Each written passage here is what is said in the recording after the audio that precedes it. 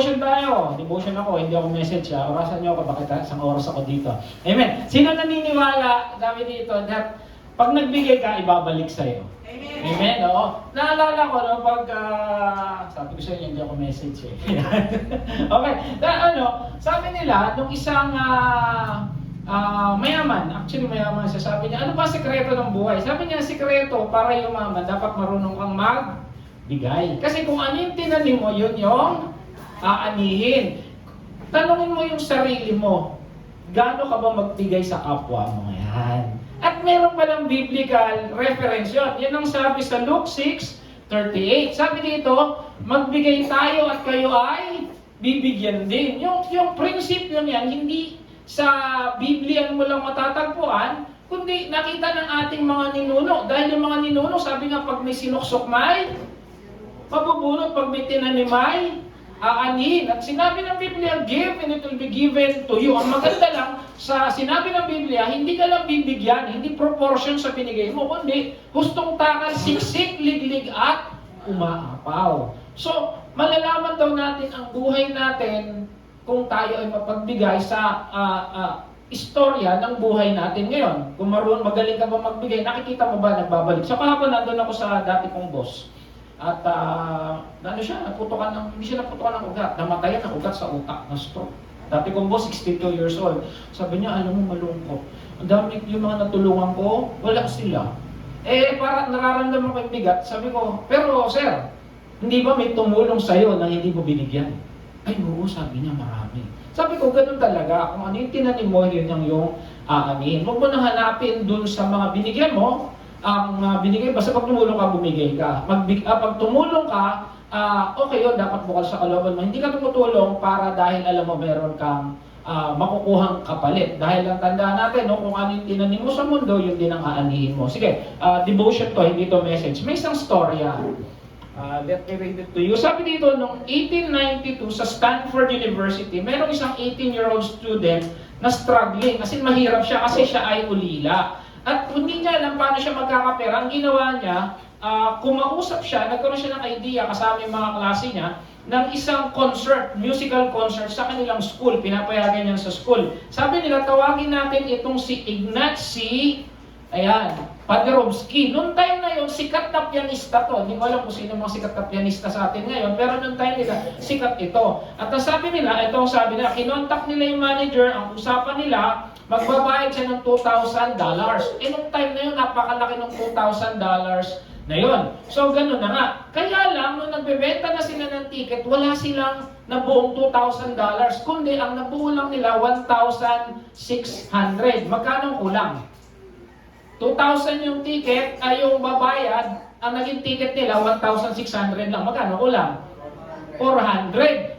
Kaya sabi nila, paano to? Hindi pwede hindi matuloy yung concert. So, ang ginawa ng dalawa, pumunta sila kay Ignacy, sinabi nila yung totoo. Sabi nila, sir, ganito, 1,600 lang po yung kaya namin ibayad. Gagawin ka naman kami ng cheque, post-dated check, babayaran na lang po namin. Alam niyo ginawa ni Ignacy? Sabi niya, hindi pwede to. Sabi niya ganun. Pinunit yung checking 400. Sabi niya, hindi tama yan. Tapos tinanong, bakit ba? Ano ba nangyari? Sinabi nila, alam niyo ginawa ni Ignacy? Sabi niya, sige, ito yung 1,600. Ibawas nyo dyan kung ano yung inyong nagastos. Siyempre, pag nagaganito ang concert, may mga expenses yan. At yung matitira sa inyo na. Nagulat yung dalawang estudyante dahil mabait itong si Ignacy Paderewski. At nangyari ay na tinandaan ng dalawang yun yung kabutihan ni Ignacy. Paglipas na maraming taon, nagkaroon ng gera.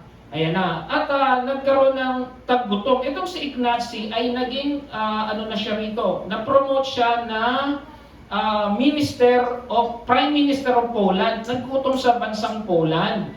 At merong 1.5 million na nagugutom. Ngayon, nalaman niya na ang Amerika raw ay nagbibigay ng tulong. Sabi niya, kinontak niya ang US Food Relief Administration. Sino kumukontak? Si Ignacy. So siya na yung humihingi ng tulong ngayon. Way back, nung kabataan niya, tumulong siya kasi pianista siya. Ngayon na-promote siya na Prime Minister ng Poland. Kumontak siya ron. Sabi niya, dun sa US Food Relief and Administration ng tulong. Nung nalaman ito na ang pangalan si Herbert Hoover, na kalaunan naging presidente ng Amerika, agad-agad nagpadala ng tulong itong si Herbert Hoover, na later on naging presidente ng Amerika. Tuwang-tuwa ito si Ignacy dahil naligtas yung kanyang mga kababayan. Sa sobrang tuwa ni Ignacy, pumunta siya ng Amerika, nakipag courtesy call doon kay Hoover. Sabi niya gano'n. Ano ito ang sabi niya? Sabi niya, he decided to go across to meet Hoover and personally thank him. When Padrinsky began to thank Hoover for his noble gesture, ano sabi ni Hoover? Sabi ni Hoover, hindi. Sabi niya, huwag mo kong pasalamatan. Dapat sarili mo pinapasalamatan mo. Nagulat si Ignacy. Sabi niya, bakit? Sabi niya ganon. Sabi niya, maraming taon na nakalilipas. Sabi niya ganon, meron kang tinulungan 2 estudyante. At isa ko doon. Ito pa lang si Hoover, sila pala yung nag-organize ng concert nung bata pa sila. Anong nakita natin? Kung ano yung tinanim mo, aanihin mo. At dahil sa pagiging matulungin ni Ignacy, siya rin yung tinulungan at nabuhay yung mga 5 milyon yata na mga Polish na tao. Amen? So nakita natin, dahil sa kabutihan, bumabalik din yung kabutihan. Kaya kung ang tinanim mo sa mundo ay kabutihan, aani ka ng kabutihan. Kahapon nga, nasabi ko sa inyo, nandun ako doon sa dati kong boss dahil nalaman ko na ospital siya. Ngayon, nagdadalawang isip akong pumunta.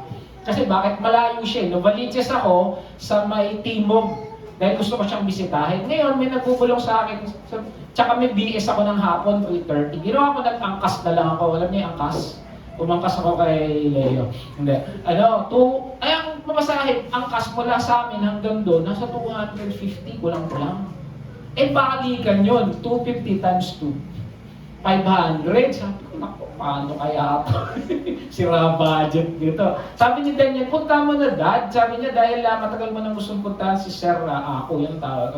Punta kami, beso-beso na-afflict naman yung kanyang soul. At nakakatuwa, pinakain niya ako kasi busog. Busog, ito maganda, may love gift pa. Sobra dun sa pamasaheng ibinigay. Doble nung pamasahe ko. Halos doble nung napamasahe ko. Busog ka na, may love gift ka pa. Amen? So pag nagtanim ka, ibabalik sa iyo. Amen? Kaya anong sinasabi ng banal na kasulatan? Proverbs 11:25, ang taong matulungin, sasagana ang pamumuhay. At ang marunong tumulong ay tiyak na tutulungan. Amen? Ang tanong, marunong ka ba tumulong? Amen? Palakpakan natin si Lord.